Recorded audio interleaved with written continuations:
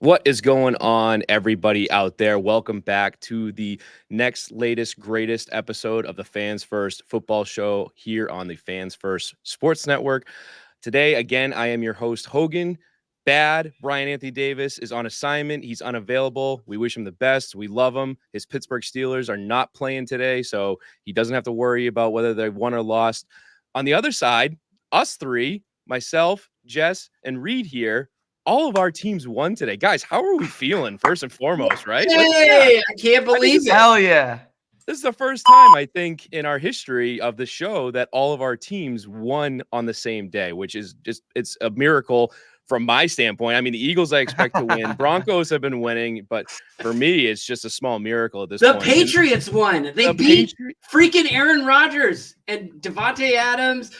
That was awesome. That was a win for the NFL. Yeah, that was awesome. It's one of those things where, like, I spoke pre-recording where I said, in terms of the Patriots' future with their draft stock and everything, I'm very conflicted on the front of them winning.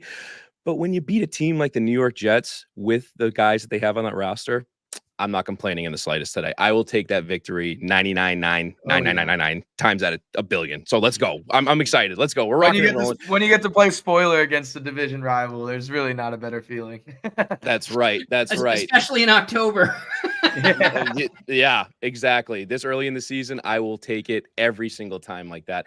And what we'll do actually really quickly is I'll jump into the Patriots and Jets game where obviously yours truly, I watched it. I was rooting for my Patriots. They got the job done.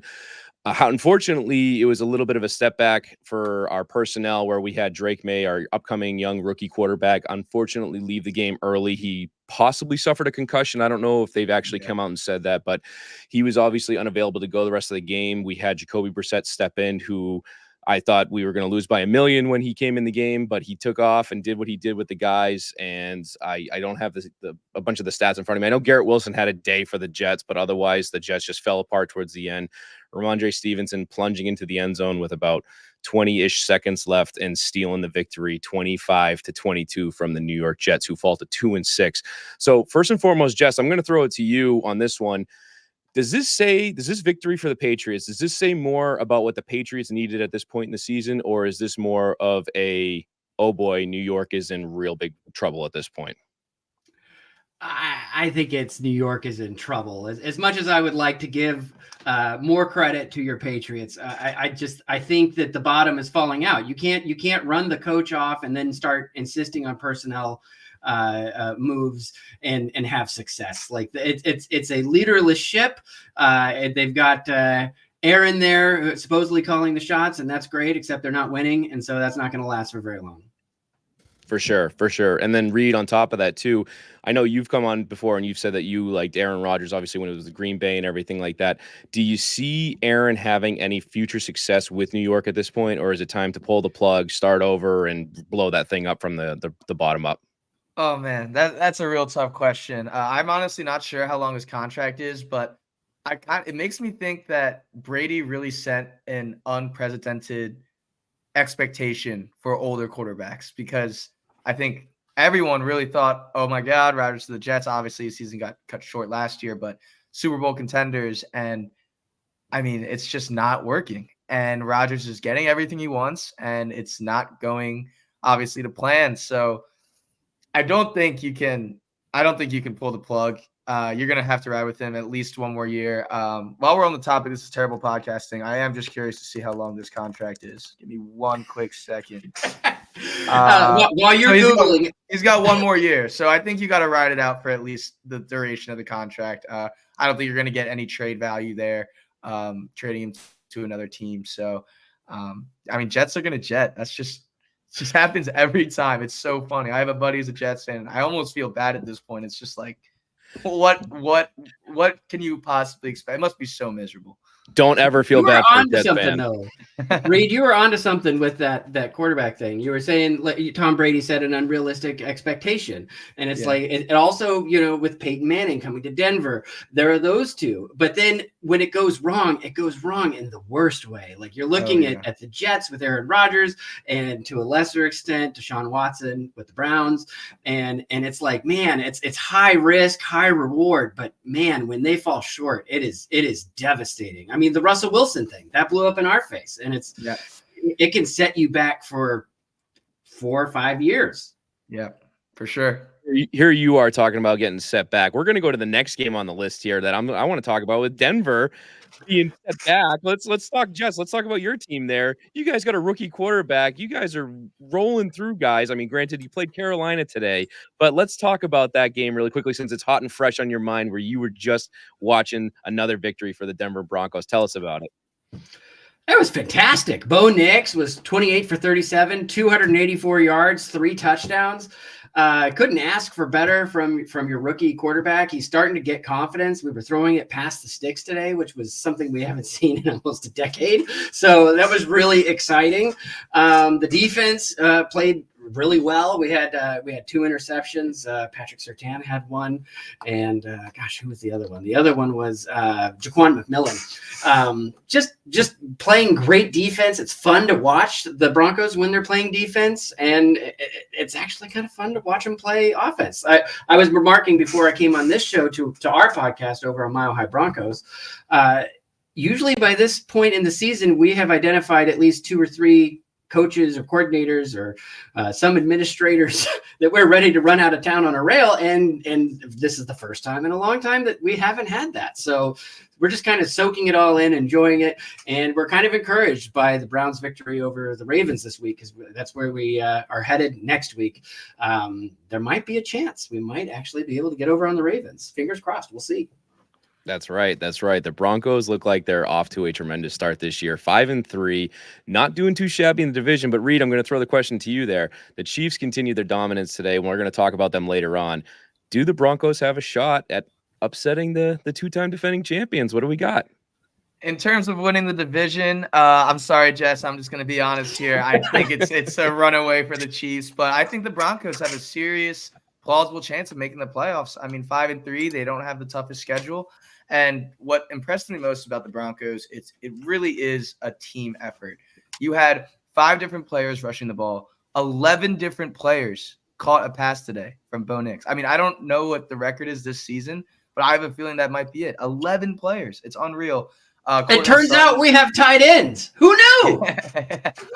On National Tight Ends Day, I wanted to ask you guys this. I'll finish about the Broncos, then I'll ask you the question. But Cortland Sutton had a real quiet game last week, and him coming into his own this game was must be very encouraging for you to see, Jess. But National Tight Ends Day, in my mind, there is no way that NFL coaches actually are like, it's National Tight Ends Day, let's feed the tight ends. But they just broke the record for most tight end touchdowns today. It seemed like every tight end was popping off. I'm right? It just is a coincidence. There's no way that NFL coaches are like, okay, it's National Tight Ends Day, we're going to feed the tight ends, right? There's one coach that I'm going to disagree with you on. That's got to be Dan Campbell. Being a former Brock tight Wright, end himself, he was all about feeding the tight ends. Yeah, just every time I looked up, I was like, oh, let me guess another tight end for Detroit scored today, because considering they dropped 52 points over there and the hapless Titans. But yeah, no, you're right. It's tight end day. How did you know? I'm looking at the calendar. I don't see it. I have all sorts of like National Ice Cream Day and Daughter Day and Sunday, and there's. I don't see tight end day. I didn't know it was tight end day. Am I not observing correctly? What are the rules? I think they just started it a few years back, raising awareness that they have the tight end university, trying to get tight ends more awareness and stuff, but. It is a thing, and they were talking about it in all the pre-games today, and I was just like, tight ends have had an off year so far, and it's just I don't know. I still think it's just a coincidence, but kind of crazy that all the tight ends seemed like popped off today. No, you're absolutely right. It was wild to see. Like you said, I think it was like 14 different tight ends scored or something crazy along those lines. Yeah. But one group of tight ends that didn't score today, I'm going to pick on you, Reed, here, is your Philadelphia Eagles, but a whole bunch of other guys scored there. We're going into your game there. The Philadelphia Eagles going against Cincinnati Bengals and taking the victory there, 37-17. Tell us about it. What happened? Oh, man. I mean, I've been so down on the Eagles. I've been down on Nick Sirianni. I wanted him out. And, hey, if he's going to perform like this, it seems like the guys have rallied around him. I mean, what a game. Jalen Hurts, 3rd game in a row without any turnovers. So big for us. The defense got 2 turnovers. That breakup by Isaiah Rodgers was awesome. Saquon is just a monster. Watching him run through people is so enjoyable. 22 carries, 108 yards. Devontae, after a quiet game last week, 6 catches, 85 yards and a touchdown. I'm sure you guys saw that catch. That was unbelievable. And Grant Calcaterra, speaking of tight ends, I really like the role he's emerged into, and he could be the future after Dallas Goedert contract ends next year. I mean, not anything crazy, but 3 catches for 58 yards. He has great yak, and just all around great game, holding the Bengals rushing attack, which we've been struggling with all year, to only 58 yards. Jamar Chase, only 54 yards. So, really, I'm all the way back. I'm back in Super Bowl mode. It's so bad for my mental health, but I'm all the way back in. Hey, you're allowed to flip flop. Trust me. It just comes with the territory of when you have a team that's obviously aspiring to be Super Bowl champs there. So but for Justin, I would be remiss if I didn't shout out Zach Bond for punching out that fumble. Great play by Zach Bond, forcing that fumble. My guy. I was waiting for it. I was going to throw it to Jess and be like, did he not talk about Zach Bond once in that whole thing? But I was just like, I was waiting for it to drop there. But instead, what I'll do, Jess, is I'll ask you, the Cincinnati Bengals are 3-5 currently. They are 0-4 at home. Is there any hope left in this season for the Cincinnati Bengals? They're the Bengals. These aren't the old Bengals. These are the new Bengals where like they can come on at the end of the year. They're not, I would not write them off just yet. It's concerning that they are 3-5, but they could catch fire at any time. I mean, they've got weapons. There's no reason. I don't know. The loss of Joe Mixon, it seems to be pretty big. It seems to be affecting them. And they could come back. Who knows? For sure. Joe Mixon has been paying dividends for Texans ever since he went down there to Houston, who we will get to shortly. But I want to talk about another team that didn't have a lot of expectations and kind of shocked the football world today. And that is, of course, talking about the Cleveland Browns going against the Baltimore Ravens. The Baltimore Ravens looked like a runaway team this year where they were just beating up on very, very good teams. What they did to Buffalo a few weeks ago was, lights out. And then what they did to Tampa last week spoke volumes about what that team can do. Losing today to Jameis Winston. The truth. Reed, tell me about this. Are the Browns a real deal with famous Jameis, or what's going on here? I think it's a little bit of AFC North madness here. I mean, it's just great. I mean, it's kind of hilarious that Deshaun goes down and then Jameis comes back and beats the Ravens. But I mean, what a game from Jameis. 334 yards, 3 touchdowns, no picks. Really not that much on the ground for the Browns, but make sure you tune into Broad Street LinkedIn's fantasy episodes, because we were telling everyone to pick up Cedric Tillman, drop a lot of fab on him, absolutely popped off, 7 catches, 99 yards, 2 touchdowns. And the Ravens didn't play bad. It was just, I think anytime you get a change like that for a dysfunctional organization, the guys just rally around him. And I know everyone loves Jameis. He's such a locker room guy. And again, I think it's a little too late for the Browns to make a push for the playoffs, still sitting at 2-6. But, if they put in Jameis earlier, you never know. And we've been saying that week after week. So, but I think for Browns fans, at least, you have exciting football to watch, which was not the case with Deshaun Watson. Absolutely. And I guess the big thing, Jess, that I want to talk to you about is where your Denver Broncos are going against the Baltimore Ravens and Lamar Jackson next week. Is Lamar Jackson, again, stuck in that rut where he's more so a running back playing quarterback, or do we really not fear him throwing the ball? Because Derrick Henry finished the day with only 11 carries. They could not get that run game really established against the Browns, and Lamar could not hit the targets at the end there. Are we worried about Lamar as a passer at this point? Is this going to affect the Baltimore Ravens going into the playoffs or later on this year? Well, we saw, he can definitely get frustrated.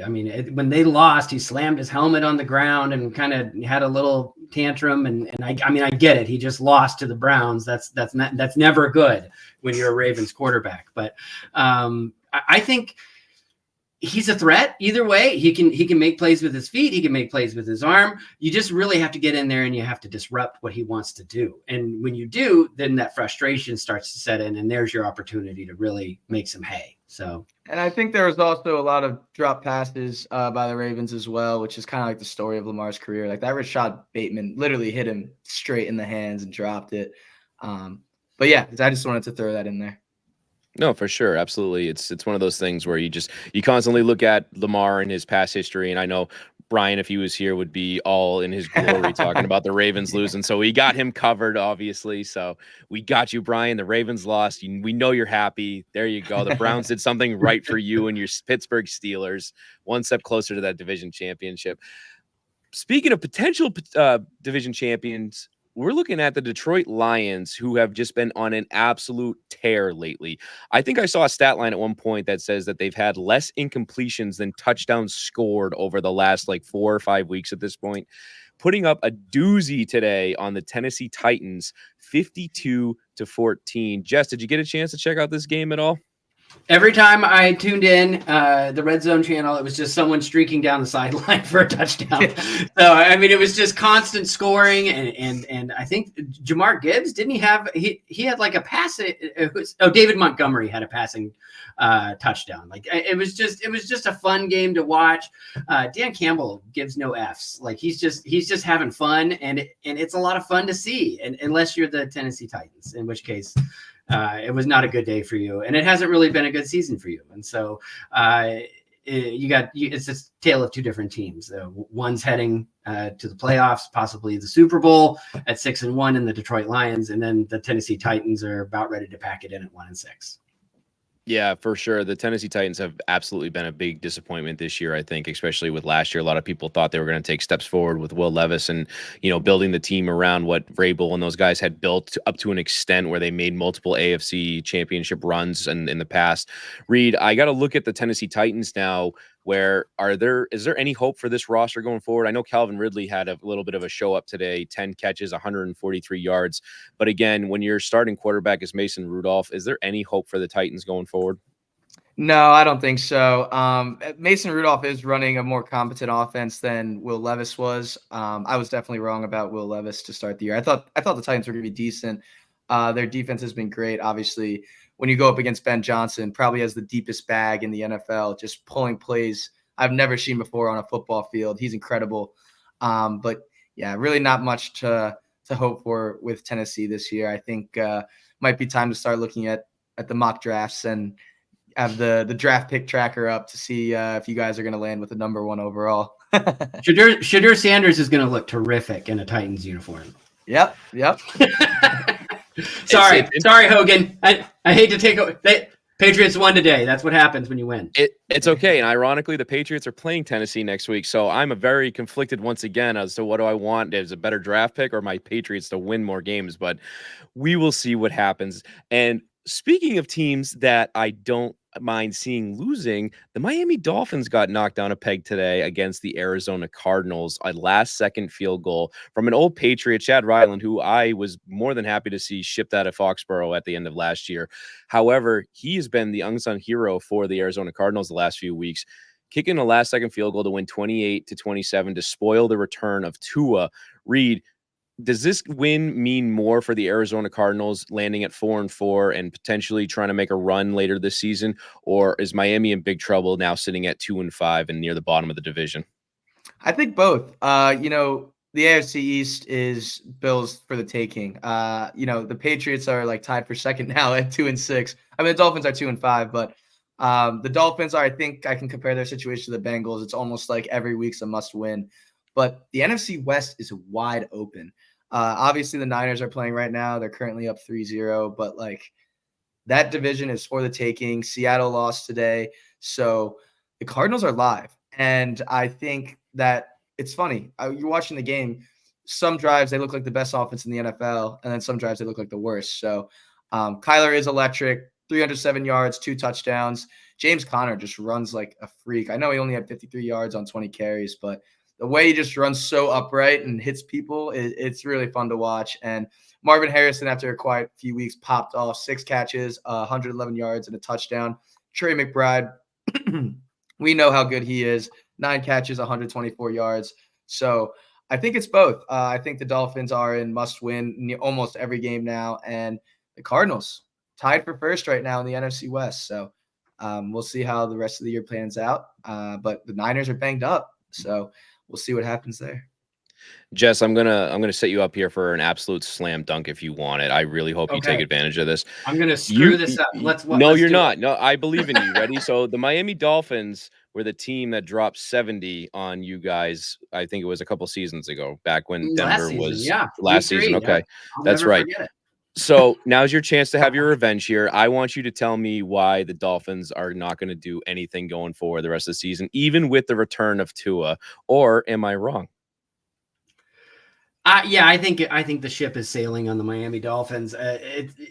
Between Tua's concussions and Tyreek Hill. I mean, everyone has forgotten now that he was arrested on the way to a game earlier this season. The Tua concussion kind of cleansed that from everyone's brain. But they're kind of a mess. And I talked to my friend who's a Dolphins fan. He's like, we haven't done anything. We've extended Tua. He didn't do anything. We extended him. The coach, he's all fluff and no substance. There's nothing there. They're not winning, and they're still not winning. And it's like, oh, they have all this expectation, and they're coming up short. And really, like, you can't sustain that in today's NFL. It's just someone's going to come knocking, and they're going to fire a ton of people if they don't start winning soon. That's right. Yeah, it's been a while since the Miami Dolphins have had a truly successful season. And again, I'm okay with it being completely non-objective here, but I'm a Patriots fan. I have to be like that. But we're going to move on to another division that is very interesting and wide open, kind of like what Reed, you were talking about, the NFC West there, and that is the NFC South, where we have the Atlanta Falcons taking on the Tampa Bay Buccaneers. Now, believe it or not, this is actually the Falcons' second time pulling off a victory against the Tampa Bay Bucs, stealing this one 31-26. A lot of questions across the board with how Tampa was going to respond, losing both their top wide receivers with Mike Evans and Chris Godwin on Monday night this past week.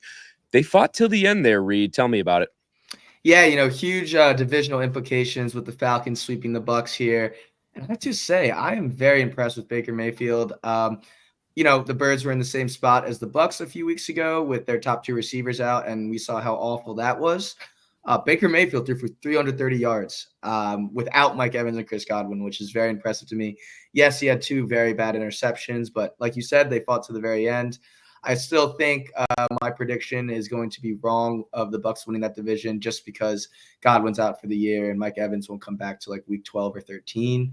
It's just unfortunate. Injuries happen in the NFL. So I don't think the Bucs are going to really be in the race unless Baker can just put the team on his back and do what he's doing. Cade Otton with a monster game, 9 receptions, 81 yards, 2 touchdowns. And Darnell Mooney with a great game, 5 receptions, 92 yards, and a touchdown. Kyle Pitts, all you fantasy managers who everyone was making fun of for the first few weeks of the season, Kyle Pitts is back, all the way back. 4 catches, 91 yards, 2 touchdowns. Yeah, I mean, I'm disappointed in the Falcons defense, giving up that many yardage and points to the Bucs team without their top 2 weapons. But again, I think this is Atlanta's division to lose now.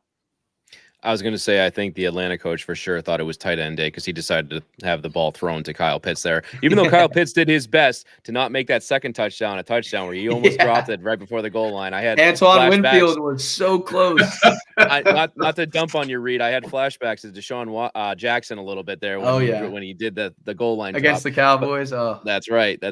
But Jess, my question for you is where it took a little bit of time for Kyle Pitts to get going there for the Atlanta Falcons. It seemed like it took a little bit for Kirk Cousins to get, acclimated with that offense as well. Going forward, where now the Falcons are the leaders of the division down there, do you see the Falcons continuing success going forward with Kirk Cousins, or is it something that Tampa could find a way to crawl back into this division like Reed was talking about if they're able to get healthy towards the end? I think what's going to end up happening without Godwin and without Evans, teams are going to see what they're doing. Like this is a textbook case of what do you do with your offense when you lose 2 of your greatest weapons.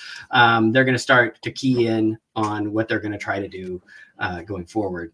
And I think it's going to be like a clamp down effect. I don't foresee how much 330 yards passing. I mean, that's a monster. That is monster, especially against a great Atlanta Falcons team. But I think they just don't know what the offense looks like without their 2 stud receivers, and the secret's out. So we'll see. That's right. Well, speaking of missing studs, we are missing our stud, Brian Anthony Davis, who is not available today with us. But really quickly, guys, we are through the halfway point. We are going to take a quick break to hear from our sponsors here on the Fans First Football Show. Don't go anywhere. We will be right back. All right, we are back here on the Fans First Football Show. We're talking about everything Week 8 again. BAD, Brian Anthony Davis, is not available, but I am your host, Hogan, usually with Foxborough Frenzy, but I am doing my best to lead this amazing team that I got here with me, Jess from Mile High Broncos and Reed from Broad Street LinkedIn. These guys are obviously the best of the best always. Speaking of best of the best, I kind of want to get into a team that a lot of people didn't see coming up in the rear view from last year, but they're not catching anybody by surprise this year. Of course, I am talking about the Green Bay Packers. Reed, they took on the Jacksonville Jaguars today, pulling out the victory 30-27. Jacksonville did their best to fight in this game to really make it tight towards the end. But again, the Jacksonville Jaguars find a way to lose it. Tell me about this game. Yeah, I'm very impressed with Jacksonville, actually. This Green Bay Packers defense has been playing great. McKinney got another interception today. I'm so sad he's not an Eagle. It was like the day that he got traded to the Packers, it was like birds are going to get him, birds are going to get him, birds are going to get him. He went to the Packers. Brutal, but I mean, Trevor Lawrence, 308 yards. He had a great game. Brian Thomas, 3 receptions, 60 yards, and a touchdown. I'm still on, like I've been saying it every week, I still think the Packers are one of the Super Bowl favorites. I'm kind of walking back my prediction a little bit of them winning the division. I still think they're just a more complete team on the defense than the Lions, but that Lions offense is just unstoppable. But yeah, Jordan Love, the big takeaway, he came out of the game with a groin. Malik Willis came in and finished off the job. What happens when your starting quarterback goes down? You lean on your running back, Josh Jacobs, 25 carries, 127 yards, 2 touchdowns. Tucker Kraft, another tight end, led the team in receiving, 3 catches, 78 yards, and a touchdown. And yeah, I mean, I just expect the Packers to keep rolling. We'll have to keep Jordan Love's injury status, keep monitoring that to see how much that will affect them. But we've seen Malik Willis go 2-0. So I'm not too worried about the Packers. I think they're going to continue to roll and really put up a tough fight for this division against the Lions. For sure. Jess, on the flip side there for Jacksonville, they fall to 2-6 this year. The expectations were through the roof with their owner, Khan, coming out saying that this was the most talented team that Jacksonville has ever had. What's going on in Jacksonville? Tell me about it. I don't think they're this bad. Like, you mentioned the stats earlier, 308 yards, 2 touchdowns, an interception, but he had 104.7 rating. Trevor Lawrence did. He's balling. Tank Bigsby, 18 carries, 78 yards, average 4.3. They're moving the ball on the ground. I think that they have had some bad ball bounces, and I think that they are used to losing, and so they just don't have that mentality of like, let's go in and take it. I don't know. I don't know if it's coaching. They have the talent to do well. Trevor Lawrence is my leading candidate for being traded or cut and thriving with another team. Like he is the prototypical, like, I have left there and I'm now dominating with my new team. And it's just give it time. It will happen. They will move on, and they will continue to be the Jacksonville Jaguars. But I think Trevor Lawrence, there's another chapter to his story, and he's just got to wait out the Jacksonville part. Jacksonville definitely seems like a snake-bitten franchise at this point with the luck they've had least recently. And that's like you said, no fault of Trevor Lawrence at this point. He got paid. And if you watch some of the games like I have, he's made some really great throws, and his receivers have let him down. On top of that, his defense as well. So like you said, it'll be interesting to see what happens with Jacksonville going forward. But staying in the division, we're going to go to the next game on our list here. And that is, of course, between the Indianapolis Colts and the Houston Texans. The Houston Texans, again, survive another scare there where they're not dominating teams, I think, the way a lot of people thought they would. But Anthony Richardson is doing no favors for the Indianapolis Colts. Jess, did you get a chance to watch this game? I saw a little bit here and there on the red zone. I saw Jonathan Taylor come back. I was like, oh, he's doing great. But Anthony Richardson was not doing great. And so they came up short. I mean, they lose by 3 points, 23-20. And it's it's just not clicking on all cylinders, is it, in Indy? It just doesn't feel right. It fits and starts, and they're burning up the clutch, and it's just not cohesive. For sure. Reed, I think we've had this conversation on this podcast before about the whole Joe Flacco versus Anthony Richardson debate at this point. Do the Indianapolis Colts have to seriously sit down and talk about starting Joe Flacco the rest of the way here? Or is there anything to salvage with Anthony Richardson with the way he's currently playing football with that team? So I think they have to, but I don't think they will. The one thing that really pushed me over the edge was 3rd and goal. They take a sack. Anthony Richardson comes out of the game without an injury. They ask him after the game. He says, "I was tired." That's not the leader you want of your football team. That really rubbed me the wrong way. This is coming from the same guy that said the NFL was easier than college football. I mean, if you're a teammate of Anthony Richardson, how are you going to take that in? They are a playoff hopeful team. They're 4-4 right now. And I think because you still have the chance to make the playoffs, you put in Joe Flacco. I still don't think they will, but at the end of the day, I think that's just, if I'm owning or coaching that team, I want to make the playoffs, I'm putting in Joe Flacco. If you are relying on Joe Flacco, he will let you down in the long run. We don't know when it's going to be, but it will be at a crucial moment. He took the Browns. He took the Browns to the playoffs last year, though. Yeah, but then what happened? He showed up. Yeah, not so great. But I'm biased. I don't like him from his Baltimore days, and I certainly don't like him from his Denver days. And so, so I shudder when I hear the answer is Joe Flacco, because I can tell you from experience, no, it's not.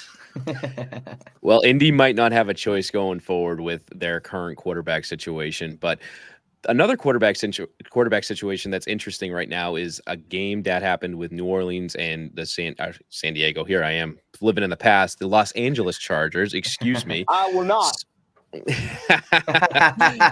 Spencer Rattler again started another game for the Saints and was unable to really provide any type of spark with Derek Carr still being out at this point. Reed, is this big trouble for the Saints, who lost this game 8-26 against the Chargers? And, is Spencer Rattler, really going to be under fire the rest of the way until Derek Carr gets healthy? Yeah, I mean, it's tough, right? You lose your starting quarterback and your backup Spencer Rattler. The season's slipping away. I don't see them making a push anymore. Yes, they will look better when Carr comes back. Olave had a decent game, 8 receptions, 107 yards. But, I mean, Saints, again, I think you're looking at next year as well. Just starting off the season so hot, it's got to hurt to lose 6 in a row. But, again, I don't think they're a bad team when Derek Carr is healthy. It's just, hey, the injury happened. They dropped 6 in a row, and I can't see them making any noise for the rest of the year. On the flip side there, Jess, where the Chargers are a divisional foe of your Denver Broncos, are you worried about the Chargers at all right now, or is it not much to worry about when Justin Herbert isn't lighting up the scoreboard like he usually did in the past, and he looks a little bit underwhelming this year? I was thinking about that. With Denver apparently looking like they're turning a corner, the Chargers looking like they're getting ready to turn the corner. I mean, there's always that chance that the Chargers could have that late season swoon that we've all seen, for the last 60 years. Anyone who puts their stock in the Chargers at this point in the season is usually disappointed at the end of the season. But it was a great win for them today. I mean, the Saints are just not a good team. It not only are they having quarterback issues, I think it also goes back to Dennis Allen. This is kind of what we saw with Dennis Allen when he was the coach of the Raiders years ago. It's just anemic, confused, and when you see shots of him on the sideline, he does not look confident or in any way like he is in command of anything. So it's just bad all around for New Orleans, and like you said, Reed, I think it's going to be see you next year kind of situation. And we got to shout out Ladd McConkey as well, rookie receiver, 6 catches, 111 yards, 2 touchdowns. Got to be nice to see from if you're a Chargers fan. I was going to say, Brian's not here, but we had to get a Superchargers in there. But Reed, you brought up a tremendous rookie wide receiver effort there with McConkey with the Chargers. We're going to go to another rookie receiver that's starting to turn some heads going a little bit later into the season there. And I, of course, am talking about Keenan Coleman for the Buffalo Bills, who went to Seattle today, if I'm not mistaken, and brought the hammer with them. At one point, this looked like it was a surefire blowout. It ended up being pretty much being a blowout. Buffalo Bills winning 31-10 there. Josh Allen, is he the MVP of this league right now? If he is, tell me why. If he's not, tell me why not. He's definitely top two. I still don't understand how Mahomes is the favorite on the books. It makes no sense to me. But I think it's still Lamar at this point. But I mean, Allen's probably number two for me. 283 yards, 2 touchdowns, and a pick.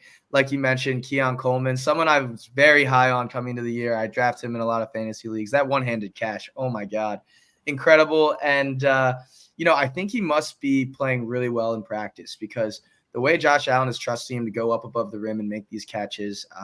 He had a great game, 5 receptions, 70 yards, and a touchdown. Shakir is just a receptions monster, 9 catches, 107 yards. James Cook, again, what a great player. So patient. Watching him run the football, again, I don't want to, praise him too much. I know Brian would appreciate this, but he kind of reminds me of Le'Veon Bell, just so patient, just waiting for the holes to open, staying behind his O-line. 17 carries, 111 yards, 2 touchdowns. Great game from them. And Seattle just couldn't figure it out today. Obviously missing DK Metcalf is a huge blow, but this Bills defense looks legit. Their pass rushing is performing very well. So the Bills are a wagon. And like I said before, they're running away with the AFC East. They're definitely Super Bowl contenders. But yeah, going back to the MVP, I would put Josh Allen probably number 2 at the moment behind Lamar.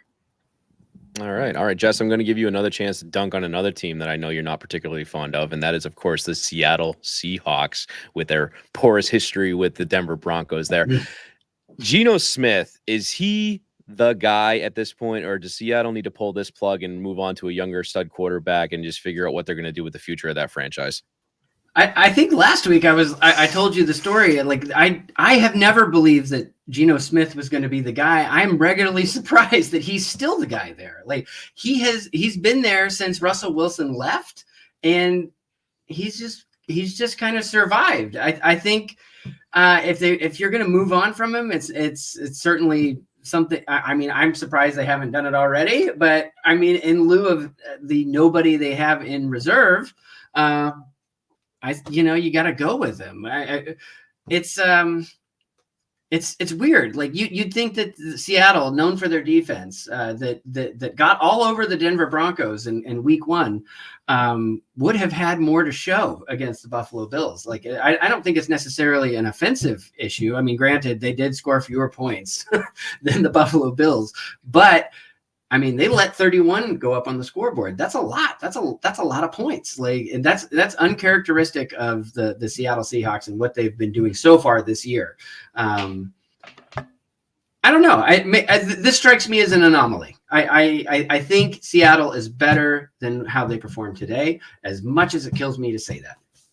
Well, you bring up anomalies. We're going to move on to what I think is possibly the biggest anomaly in the NFL right now, and that the fact that the Kansas City Chiefs are undefeated still with the play of Patrick Mahomes and the way that he is slinging the ball. I use that term loosely because he has not really been slinging it lately. Jess, you hate both of these teams with a burning passion, and I don't blame you. The Chiefs knock off the Raiders 27-20. The Raiders had a chance to make this a game. They fumbled near the end there. The Chiefs took advantage of it and scored some late points to put the Raiders away. What are we feeling at this point? Are the Chiefs really this good at 7-0, or are they just a fraud at this point where they're taking advantage of the chances they're given? I don't think that Kansas City is as good as they've been in previous years. The record doesn't reflect that. But the fact that the Raiders were able to get 20 points with Gardner Minshew throwing the ball, that's kind of telling. Like what's up with Kansas City's defense to allow? I mean, I get it. It's a division game, and it's the Raiders, it's the Chiefs, and anything could happen in this AFC West matchup. Blah blah blah. But I hate both these teams, and it just irritates the crap out of me that the one time a year I'd root for the Raiders, they let me down.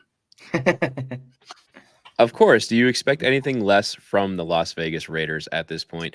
Reed, looking at this game and the way that it went down towards the end there, do the Raiders have any hope of turning something around with their new coach there with Antonio Pierce? Do they have anything to look forward to this season, or is this kind of a team that is on the draft stock watch at this point? Draft stock for sure. I mean, the one thing you get to enjoy is Brock Bowers. He's been a great player for them this year. I think he's leading all tight ends in receiving yards. But it's funny. I actually have a slightly opposite take from Jess here. And again, it's just opinions, of course. But I think the Chiefs' defense is the reason why they are so good and at 7-0.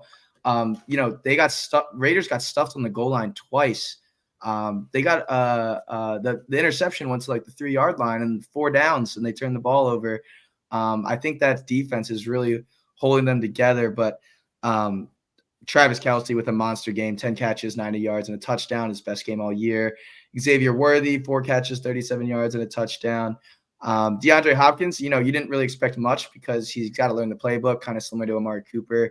But yeah, I mean, I think the strong point of this team is the defense. And I think that's why they're winning games. Yeah, I mean, the Chiefs are a wagon at the end of the day. So they're really, unless the Broncos make a crazy run, I see them taking the 1 seed in the AFC and on the path to what could be the first ever three-peat in NFL history, which is kind of crazy. I feel like it's not being talked about as much because, I mean, that would be insane. 3 in a row would be ridiculous. I kind of want to pull a Brian here and say that we just lost Reed and we're not going to be able to talk to him for the rest of the show here. But I'm not going to do that. I'm not going to do that to him because as much as I don't want to see the Chiefs three-peat, I do have to agree with you and say that they probably have the best chance to do it at this point with how they've been able to play football this year. We're going to go to what is arguably the craziest ending of this week with the final score. Washington Commanders pulling off as the announcer called that they're a miracle at the end, throwing the Hail Mary, getting the final victory, 18-15 over the Bears. This was an exciting matchup, first and foremost, because it was a battle of the number 1 overall draft pick against the number 2 overall draft pick. And it was a really big defensive battle right up until the last, 20 seconds when most of the points were scored in this game. Reed, the Washington Commanders are in your division. What happened in this game? Oh, man, I jinxed this so hard, too. Right before that Hail Mary, I texted my buddy, we're first in the NFC East, and didn't knock on wood. That's on me. Hand up. I'll take the blame. But, yeah, I mean, this game was Washington's to lose. They could not finish drives, kicking field goals, missing field goals. But like you said, it was a defensive battle. The Bears' defense is no joke. I think it's no doubt that Jaden Daniels outplayed Caleb Williams today. But the Bears, I mean, handing it to an O lineman at the end of the game there, like, what are we doing? Then they came all the way back, and in 25 seconds for the Commanders to drive down the field. And I mean, that Hail Mary was just ridiculous, absolutely insane. Yeah, I expected so much more watching the game. I was like, this sucks. It was supposed to be an electric number 1 overall, number 2 overall pick matchup, but it did not disappoint at the end of the game. Caleb Williams had like all his passing yards in the last like 3 drives. It was crazy. But just to compare their stats, Caleb Williams 10 for 24, 131 yards. Jaden Daniels 21 for 38, 326 yards and a touchdown. Yeah, I mean, the Bears, this was a must-win game for them. Their schedule gets so much harder in the second half, playing all those NFC North teams, which is the best division of football. And Commanders-Eagles is shaping up to be I think it's going to be a showdown towards the end of the season. I went to school in Virginia, so a lot of my buddies are Commanders fans, and we're all going to the December 22nd game at FedEx Field. I think it might be for the NFC title. So, yeah, I don't like it. Jaden Daniels has been playing so good, and I'm really nervous about the future of the NFC East here, but you got to tip your hat. What a game and what a finish. For sure, for sure. And the crazy part is with the rookie quarterbacks, like you mentioned, and how the amount of success that rookies have been having across the NFL so far. Jess, you know better than anybody with what Bo Nix has been doing. I know with Drake May, and then obviously Washington and Chicago know with Jaden Daniels and Caleb Williams, respectively. At this point, do you think the Chicago Bears are regretting not taking a chance with Jaden Daniels as opposed to Williams, or are they okay with Caleb Williams going forward? Publicly and outwardly, I would say that they probably feel fine with Caleb Williams. But I mean, you have to wonder, right? I mean, Jaden Daniels has been lights out, crazy good this year. How could you not feel like you may have missed? I mean, at least at this point, I think you're going to need to give it a few years to really, suss out, the results of that draft. But I think right now both teams are super happy with who they have. But you can't not respect what Jaden Daniels has done. For sure, for sure. And then for you loyal listeners out there, at this point, while we are recording, the Sunday night game is happening as we speak. As of right now, the 49ers have a slight lead that is 3-0 over the Dallas Cowboys. Reed, really quickly, are the Cowboys in full tank mode at this point with the way their season's gone? And the 49ers don't look as, potent as they were before, but is this a bigger deal for the Cowboys at this point? Yeah, I think it's huge for both of them. This is the injury bowl game for me. Both teams are so banged up. I mean, both of these teams are in must-win territory. I mean, Cowboys lose this, they drop to 3-4. Commanders 6-2. Birds are 5-2. I guess it's a little less impactful for the Niners just because of how wide open that division is. But yeah, I mean, crucial game for both these teams. Obviously, a classic matchup, classic uniform matchup. Hope Cowboys off a bye that they'll bounce back. As a Cowboys fan, obviously, I don't want to see that. But yeah, I mean, huge game for both these teams. So we'll see how it plays out. Jess, for the 49ers, the way that Super Bowl hangover seems to be impacting them, do you think they're going to be okay going forward, especially with the potential return of the likes of Christian McCaffrey and some of the guys that are banged up? Or is this troubled water for the 49ers at this point? Well, this goes back to the NFC West conversation we had earlier. It is so wide open over there that the 49ers, they're not out of it. No one's out of it. I mean, everybody is in the thick of it. And I think that really what you're seeing in this game, and mind you, it's early. It's the Cowboys looks like they just got a touchdown. But I would love to see the nuclear implosion that is happening in Dallas with Jerry Jones continue for another week. Like, not only do I want the 49ers to win, I want them to win big, big, big, big, because the NFL is so much more fun when Jerry Jones is pissed off. Yeah. And, if the Niners and the Rams are on bye, they're on a bye week, right? Rams, no, the Rams, the Thursday night. Yeah. Which we can actually talk. We can talk about very quickly if you'd like to, because I don't know why. I see. The Rams are the only team to have a bye. I was gonna say, if the Niners win this game, the NFC West is gonna be 4-4, 4-4, 4-4, 3-4, which is crazy. It absolutely is crazy. But the big thing that we can talk about really quickly with the Thursday night game with the Rams versus the Vikings. The Vikings started off 5-0. They looked like they could potentially be one of the unbeatable teams in the NFL. They've lost 2 straight at this point. Lots of controversy at the end of this game. I'll throw it to either one of you here, whoever wants to take it. Did we see the final score where that was influenced by that safety at the end there with the face mask grab? Yeah, that looked like a face mask to me. Definitely a face mask for sure. As a Rams money line better on that game, I was very happy with the outcome. But no, I don't think the Vikings are dead. I think the Rams were happy to have their top 2 weapons back. Stafford obviously has been playing without him, and I mentioned it before. We've seen how some teams have played without their top 2 weapons. But no, I don't think the Vikings are out of it. I think they still will make the playoffs. It's just you caught the Rams at a bad time. For sure. The Rams are definitely a scary team when they have all their pieces available and healthy, as we saw on Thursday night. But again, the refs aren't helping their cause with some of the boneheadedness that they've been showing throughout this season. But again, you can never rely on the refs. So at this point, gentlemen, I think that is going to put a wrap on all of our Week 8 action. As always, it is a pleasure to talk to you guys. If you want to find more of us on the Fans First Sports Network, you can find myself, Hogan, over on Foxborough Frenzy.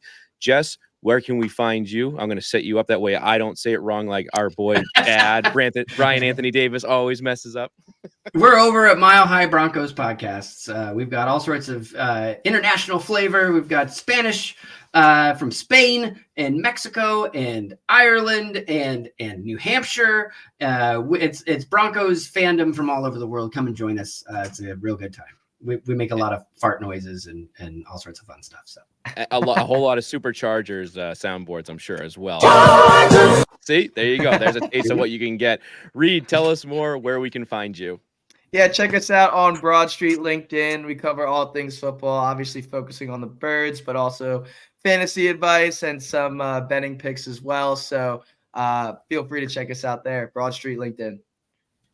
That's right. And I will do my best to emulate him as best as I can. Brian Anthony Davis can be found on the Steel Curtain Network, along with the Raiders podcast gentleman out there who I know he loves covering them as well. And for anything else sports related that you guys love out there, find us on the Fans First Sports Network, where all of us and our collective craziness are happening with our own individual podcasts.